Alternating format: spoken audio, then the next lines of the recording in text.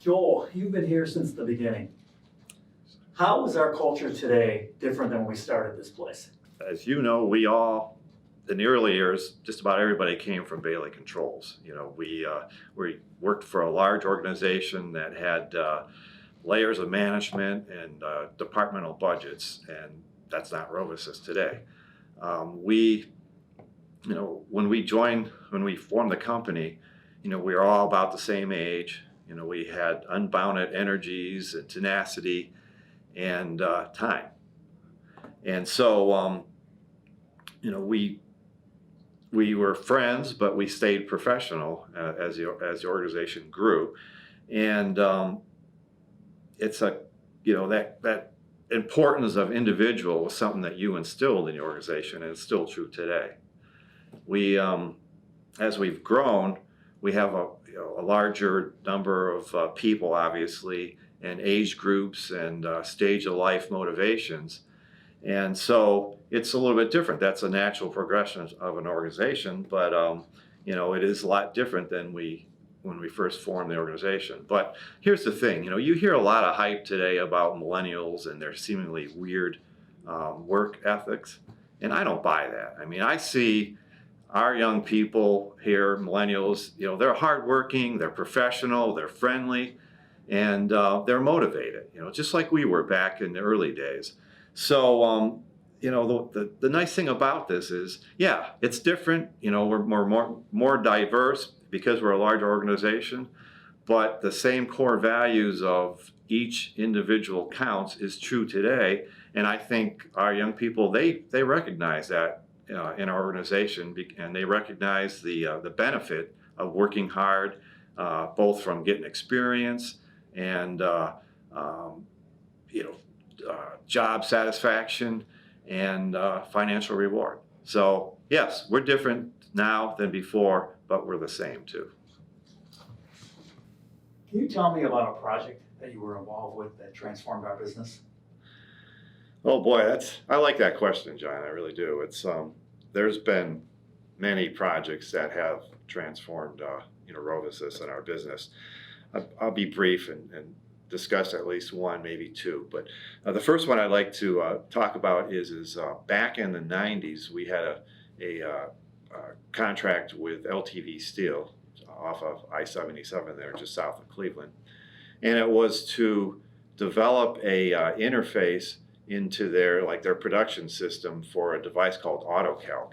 And so the vogue technology of the day was Microsoft DDE, so we wrote a DDE interface. Ed Basajanek actually is the one who did that, the project there, the code.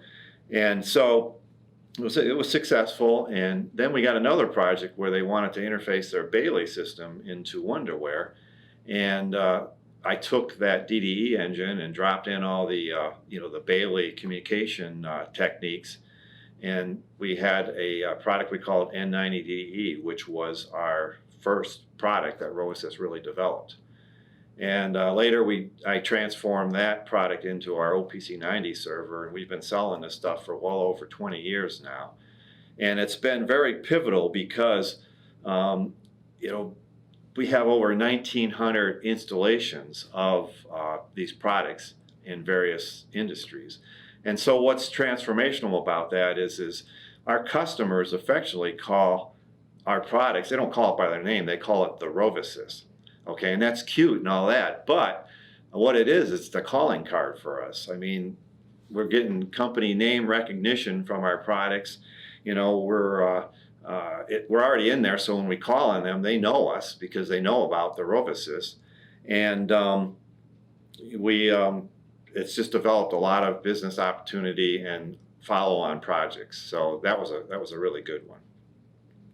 The second that I really like to talk about is it was probably our first MES system that we ever did.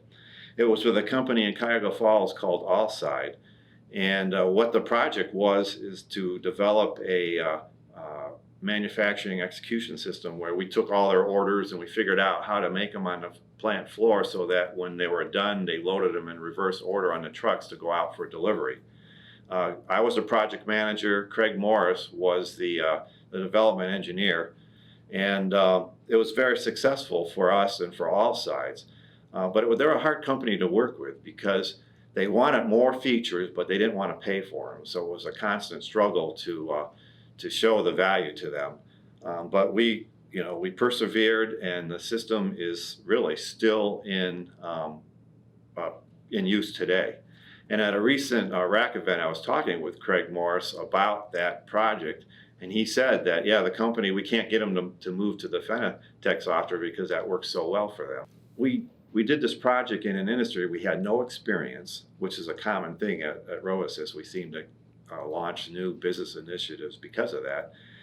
And what was pivotal about that for RoviSys was that became a launching point for a series of software that Fenatech company was born out of, and for their excellent software that they write for the fenestration industry. So what should we take away from all this? And that is that you should never underestimate small projects, because small projects create opportunity not only for RoviSys but for the person working on them, and you don't know where it'll lead us as far as future things with the company.